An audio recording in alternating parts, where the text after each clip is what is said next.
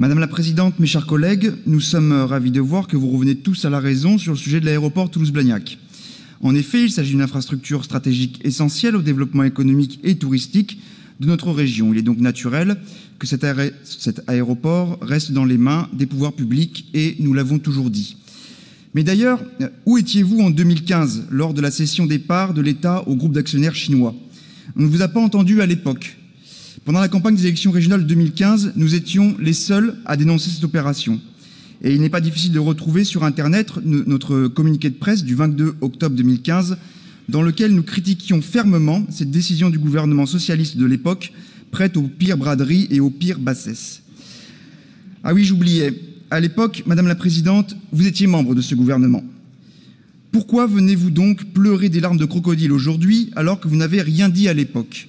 Vous étiez au pouvoir avec vos amis socialistes et votre ami Emmanuel Macron qui était alors ministre de l'économie. Vous êtes co-responsable de cette mauvaise opération, alors arrêtez de faire croire à nos compatriotes que vous voulez maintenant défendre leurs intérêts. En fait, vous nous faites le même coup qu'il y a quelques mois lorsque vous déploriez la privatisation des barrages hydroélectriques, alors que votre majorité socialiste était à l'origine du projet de loi Transition énergétique pour la croissance verte du 17 août 2015.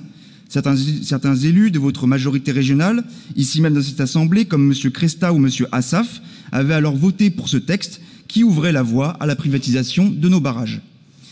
C'est votre politique, c'est celle de l'aveuglement, du court terme et de l'ouverture généralisée à la mondialisation sauvage qui a conduit à la situation actuelle. C'est parce que vous préférez le marché et le libre-échange à la France que vous avez soutenu cette politique de désengagement de l'État au profit des investisseurs privés. C'est parce que vous n'arrivez pas à concevoir la puissance de la France sur le long terme que vous ne vous êtes pas opposé à cette vente. Alors non, Madame la Présidente, nous ne pouvons pas soutenir ce vœu de votre majorité. C'est un vœu hypocrite de pompier pyromane compulsif. Vous, les socialistes, vous avez vendu les bijoux de famille et vous venez aujourd'hui pleurer pour les récupérer. C'est hypocrite et méprisable.